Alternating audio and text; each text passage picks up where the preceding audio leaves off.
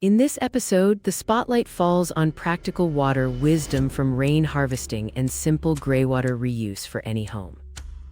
Viewers will learn how to collect roof runoff, filter debris, and gently reuse bath and laundry water for gardens. The guide blends quick DIY setups with budget-friendly examples from real households that cut bills and conserve precious resources. Beyond water, the episode highlights low-flow fixtures, drought-tolerant planting, and community swapping events that amplify impact. By the end, viewers feel empowered to start small today and notice how every drop saved echoes in the planet.